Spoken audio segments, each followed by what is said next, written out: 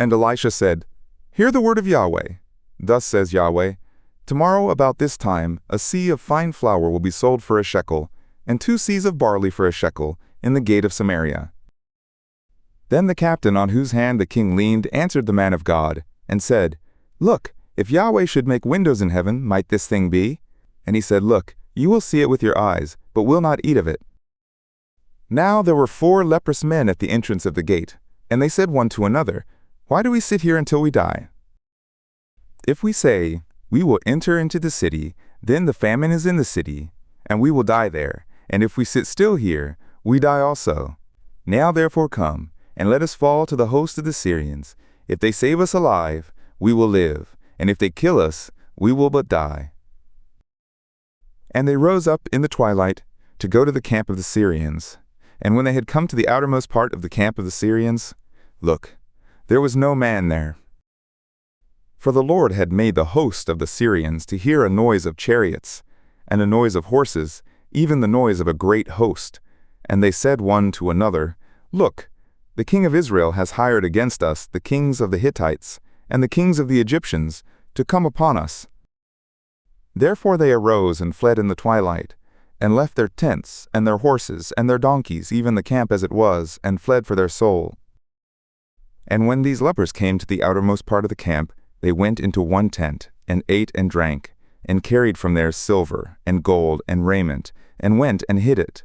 And they came back, and entered into another tent, and carried from there also, and went and hid it. Then they said one to another, We are not doing right. This day is a day of good news, and we hold our peace. If we tarry until the morning light, punishment will overtake us. Now therefore come, let us go and tell the king's household. So they came and called to the porter of the city, and they told them, saying, We came to the camp of the Syrians, and look, there was not a man there, neither voice of man, but the horses tied, and the donkeys tied, and the tents as they were. And he called the porters, and they told it to the king's household inside. And the king arose in the night, and said to his slaves, I will now show you what the Syrians have done to us.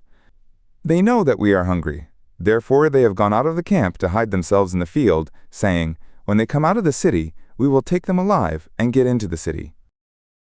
And one of his slaves answered and said, Let some take, I pray you, 5 of the horses that remain, which are left in it. Look, they are as all the multitude of Israel who are consumed, and let us send and see. They took therefore 2 chariots with horses, and the king sent after the host of the Syrians, saying, Go and see. And they went after them to the Jordan. And look, all the way was full of garments and vessels, which the Syrians had cast away in their hurry. And the messengers returned and told the king. And the people went out, and plundered the camp of the Syrians.